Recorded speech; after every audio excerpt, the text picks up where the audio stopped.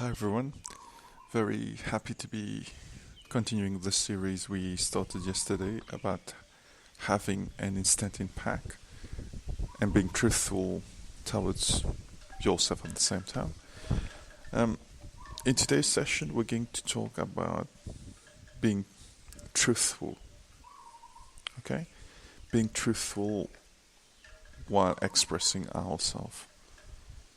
And it's actually quite a tricky one as well, because there are many reasons why people don't try to express themselves fully, and it mostly comes down to our own insecurities. Maybe we're scared to speak our truth, we're scared of people's judgments, we're scared whether our argument or whatever we think about may not be valid enough. So there are lots of things which prevent us from speaking ourselves. All right? And I would just like to remind you, everything we're talking about is not about creating a first impression. That's not my aim in the sessions we're doing right now. The aim is for you to actually have a long-term impact. Okay? And to be true to yourself at the same time. So I won't say the most important thing, but one of the key things which are important to be happy and at the same time to create an impact is being truthful. But at the same time, it's about being truthful and not discrediting other people's opinions as well. Okay? And having the right balance between these two is very important. It's paramount. It's fundamental. All right? Now, lots of times we kind of agree with people so that we don't get into conflict, or we don't try to express ourselves so that we don't get into conflict. It's like a defense mechanism so that we don't get into trouble or we don't create problems, okay? But while it kind of works in the short term, what happens is the more you don't express yourself, the more you're not being truthful to yourself, it hits on the self-esteem and the self-confidence. And in the long run, it's not good for you. So it is very important to be truthful, okay? Because the more you express yourself, the more it brings happiness to you. Now, there are many ways in which you can express yourself. You don't need to go over-aggressive about what you believe in, because you need to know that whatever you think is the truth for you, they may have a level of uncertainty to it as well. So you need to have that in mind. So the way I approach things is, let's say someone tells me about something, okay, that's what I believe in, and I'll say, okay, that sounds interesting, but that's what I believe in, and these are the arguments why I believe in this thing. As simple as that. And that tactic can be actually used to lots of different things. For example, you may have different opinions on whether right now the best decision is it to build a house or to rent a house. So if you look at both arguments, they have their advantages or disadvantages. Let's say you're buying a house, you're getting into an early mortgage when you're very young, when you're 23, 24, and you don't get enough money to invest in yourself and to develop yourself, so that's a disadvantage. Now, if you look at the other way around, if you're actually buying a house and you're not getting yourself into too much debt, in the long run the house ends up becoming to you. So you kind of balance both. All right, and you kind of see both sides of the arguments.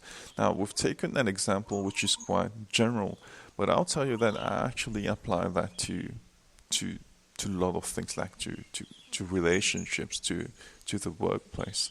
Okay, let's say a manager tells me that we're going forward with that project, and we think that's the thing we need to do. And I'll just say, according to me, that's the right thing for the organization. But I actually see the see where you're going with your argument, but that's what I believe in. So you don't need to defend your beliefs aggressively. You don't need to reject the other one's belief aggressively, okay? But you need to be truthful for you towards yourself as well. So you need to communicate in a neutral way.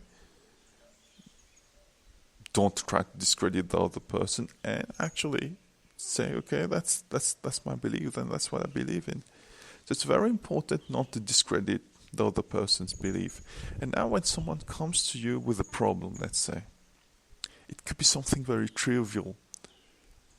Okay, like for example, I don't know how to talk to my parents. I don't know how to communicate to my parents. And it could be something very bad, like, I'm going through a divorce now. Every time someone comes to you and speak about the problem, you never try to discredit the problem. You never try to say, that's something silly. How can that be a problem for you? Because you never know what the person is going through at that time. So every time someone comes with a problem to you, you never discredit the problem. But at the same time, you need to be open and honest as well. So let's say someone comes to you with a problem and tells you that, I'm having communication problems with my wife or with my husband. And actually, when you speak to the person, you realize that that person has a problem with alcohol, for example. That person drinks too much, or that person is spending too much time outside of the house with his friends or her friends, or that person has a problem with anger. That person is viewed as someone being very aggressive. You need to actually communicate that to the person, because you don't try to be the good friend and say, oh no, you're right in this case, and everyone else is wrong. If you do that, actually you're not helping the person. So you need to be really damn honest about it. And I will tell you, every time I think something is not actually right, I'll really say, that's what I think.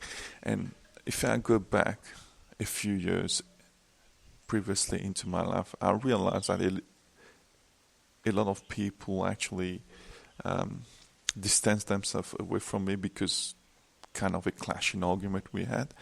But in the long term, we kind of communicated again, because there were no ill feelings like between me and the other people, but actually we had a clash of argument, which was purely at a philosophical or mental level. There was no ill feeling, and I never had ill feeling for anyone. It's something I'm really aware of, and I never hate anyone. I never have really bad feeling towards anyone. But I was really damn honest about what I believe in, and I really put it out there, and people felt bad. And sometimes that could be happening with your parents as well. What happens is, a lot of parents want their children to be something they want their children to be, but they don't allow their children to express themselves. So you end up creating very frustrated adults. So if you're a young adult and you're listening to this right now, you really need to be open and honest about what you think you want to achieve and what your dreams are. And, to me, it's better to have short-term clashes or short-term disagreements, and then in the long term, you're actually living well with your parents. Okay? So I'm going to leave you with these thoughts today, and we're going to chat soon. Okay? See you. Lots of love, Girish.